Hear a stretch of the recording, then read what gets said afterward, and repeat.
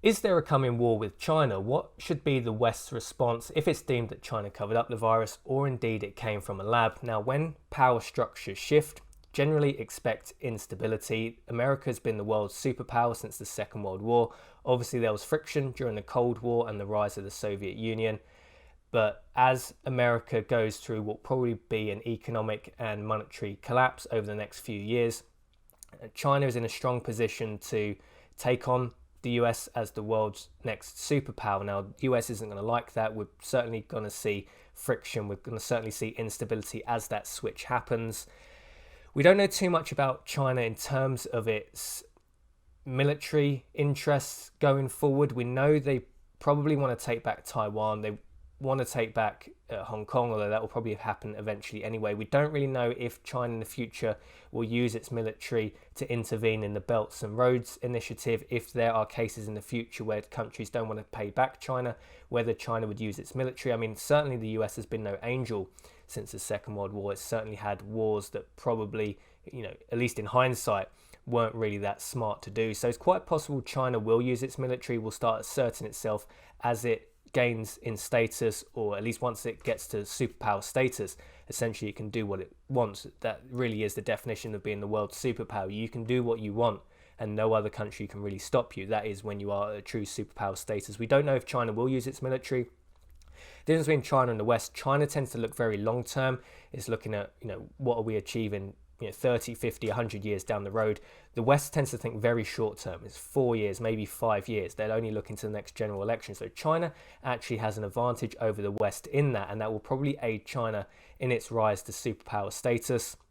Now, one thing that could lead to conflict is I think Western politicians are going to start looking for a scapegoat, and they're probably going to point the finger at China. Obviously, China is at some level to blame for this, but Western politicians have also made mistakes as well, right? Healthcare services ill-prepared, a lack of PPE in storage. It would have been prudent to have a large bulk of PPE. I mean, pandemics happen anyway, right? This isn't just something that happened out of nowhere. This does happen, swine flu, bird flu. These things do happen, SARS. So the politicians are probably going to want to start pointing the blame at someone. It's a bit like 2008. The scapegoat for the 2008 financial collapse was the bankers. I mean, the bankers were in some part to play in that, but the real core of the problem was central banks. It was low interest rates. It was cheap money. That was the real core that sparked the dot-com bubble and then the housing bubble. But no one really wants to blame the establishment. No one wants to blame the central banks. So the scapegoat was just to blame the bankers. And I think part of that deal was the establishment kind of went to the bankers and said, look, you're going to have to be the scapegoat on this one, but we'll bail out your banks. We'll let you keep your jobs, but you're going to have to be the scapegoat. That's kind of how it works. The politicians always want a scapegoat. So the UK government, European governments, America, they're not really going to want to take on any blame. So it's much easier to point to China, and this could potentially lead to some level of conflict with the West and China. Now, if there was to unfold in some kind of tension, how could it play out? I mean, a hot war is obviously the first avenue. China is quite powerful, so it's not necessarily boots on the ground. Missile strikes probably aren't going to be that wise. Potentially that could happen if China chose to invade Taiwan. It'd be interesting to see how America, how NATO would respond in that scenario. But that's the Taiwan situation is certainly one that could lead to a conventional hot war situation, i.e. boots on the ground, missile strikes, aircraft carriers being deployed. But in the 21st century, hot warfare is a lot more complicated. We have fourth generation warfare now, which I would probably put under the umbrella of a hot war, which means myself, you, we're all on the front line together, because it's not necessarily going to be missile strikes. It could be things like the West trying to take down the Chinese banking system, hacking into nuclear power stations or coal-fired power stations and trying to shut them down. This is something we've been doing in the last few years against Iran, and we're probably already conducting it to some level against China, against Russia. This could really be an escalation of hot war, fourth generation war, and don't expect China to do nothing in return. So if it does escalate as being fourth generational warfare, expect China to respond in kind, and this could be things like attacks on nuclear power stations, on the power grid, trying to shut down water supplies, trying to collapse the banking system, all through essentially cyber warfare attacks. So the hot war one, it really is a lot more broad now than it, say, used to be 20, 30 years ago. Obviously, there's the retaliation through an economic war. If the West don't want to go down the hot war road or fourth generation warfare, this is things like putting tariffs in place or boycotting Chinese goods. It probably won't be good for the citizens of China or the citizens of the West, but it's possibly a road that the establishment will go down. I think lastly, the option that the West has is more of an ideological war. This would probably be the best one to do. It's probably also the least likely. This would be promoting the values of the West, free speech, free market, sound money, the things that essentially made the West great. Promote those values and be the bigger party in this, and then be the leading example that China should follow. Promote free speech, promote free markets. That's going to be very difficult because a lot of people in the West now don't believe in free speech or free market. So it's very difficult to win the ideological war when 50% of the population of the West potentially don't believe in these values either. But that would probably be the real one that would shift China to be a more positive nation, to start emulating the values of the West, rather than what is at some level a fairly tyrannical system that they're currently living under, at least the citizens of China. So the ideological war would be good for the citizens of the West, it'd be good for the citizens of China, and it would steer the Chinese government potentially long term in the right direction. I think China is in some levels ready for conflict.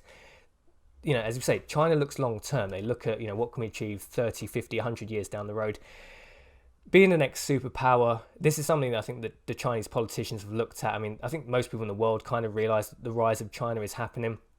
If you want to achieve superpower status, you have to know that at some level you're probably going to run into conflict. So China has been weighing this up for a long time. The West doesn't really have anything to benefit from this scenario. Even if China doesn't rise to be the next superpower, Europe, US, UK, we don't really benefit anything from it. We only maintain our status. Whereas China has a lot more to win.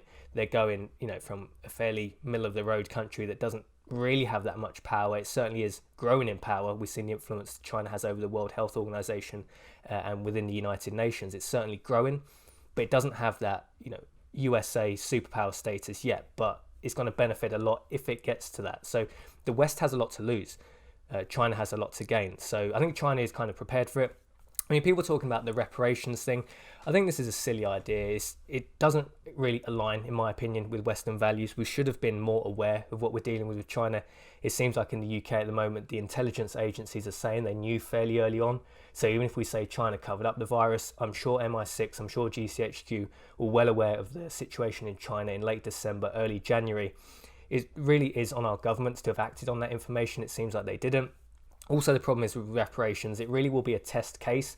So if we say, China owes the world X billion or X trillion dollars, then the next test case will be, a country, Iraq or China on behalf of Iraq could drag the UK, US through the courts and say, potentially the war, probably what would potentially be the illegal war in 2003, invasion of Iraq, killed, say, 600,000 Iraqis, and how much does the UK, how much do I as a UK citizen, even though I don't support that war, how much do then I owe Iraq? It's a very complex situation. It really would be a test case. If we start seeing China being essentially sued for its actions, it opens a Pandora's box for everything the UK's ever done, everything America's ever done. Basically, every nation in the world pretty much has a shady past, right? It really opens a Pandora's box, and I don't think it's really that wise for the citizens of China or the citizens of the West. I think a much better road to go down would be to look at why the rise of China has happened so quickly. So a lot of this is down to the burdensome regulations in the West, a lot of the environmental laws, which you may argue that the environmental laws at some level are good. We want to reduce, say, CO2, or you want to, reduce pollution in rivers. So we have these burdensome regulations in the West, but all that happens is factories move to China where there's no regulation and they belch out even more CO2. They do even more river polluting. So we need to look at a lot of the regulations that why factories moved from the West to China, and maybe look at trying to have those regulations in a manner that we can still conduct manufacturing in the UK. It will be much better for the environment if we have factories in the West, in the UK, rather than just having them in China almost completely unregulated in any way, shape and form. So a lot of the burdensome regulations, the high tax rates, the business rates in the West kind of pushed manufacturing businesses to go to China. So we should really look at that. Japan is even now taking the model of trying to repatriate businesses back to Japan by giving companies money to return to Japan. That's certainly an option that the West could look at. It's kind of a distortion of economics by just giving companies money. That's certainly an option on the table that the West has if it really wanted to pull factories back from China and bring them back either to the West or another third-party nation. I think a really important one that the UK should seriously look at doing is just cutting the contracts with Huawei, especially in terms of the 5G network in the United Kingdom. It'd be highly symbolic. It would really send a shot across the bow that the UK is serious about taking on China. I think while we continue with Huawei as a 5G supporter, company helping install 5G network within the UK, we're not really in any way going after China. I mean, it'll be very, very symbolic, even if it really doesn't change that much in the UK. It's very symbolic, and it will strengthen the alliance between the UK and America. America really doesn't want the UK going down the road of 5G with Huawei. I mean, a lot of that's probably because they want American companies stepping in instead, but it'll be very, very symbolic. And while the UK government continues with Huawei, it seems like they have no intention of swapping. I think that is probably a big error the UK is making. It's so symbolic. It's definitely one they should do, and it wouldn't really even cost that much just to switch supply. It'd probably be slightly more expensive, but for the symbolism, for strengthening the alliance with the US, I think it's a very, very important one, but it's sadly one the UK government probably won't do. I think as a larger look at what's happening in the world and how supply chain shocks happen, I think it would be very good over the next few years to look at the security of things like British farming, British fishing, manufacturing, in terms of the UK relying on these sectors, power generation, nuclear power stations, wind farms, coal power stations, whatever you want to look at. This really is a national security issue, the ability to provide electricity, to provide food. So some of these sectors that maybe would have a lot of influence from China, certainly like communications network, like we said with Huawei, and nuclear power stations built by China, you're really exposing the world in terms of a national security issue. Long term, we should really look at these businesses, these sectors should be backed entirely by Britain or British workers, or at least countries we are very, very closely aligned with, such as the US and potentially a few European nations. Things like British farming are so critical. We should probably strengthen the British farming industry and not rely so much on food coming into the country. Obviously not much comes from China, but I think the virus has really exposed how potentially weak the country is if any supply shocks happen. So I think that's long term something the government should look at, securing things that are just so critical to national security, such as food, such as energy. Again, this is probably something sadly the government won't do, because once this all blows over, it's not really going to be particularly a vote winner.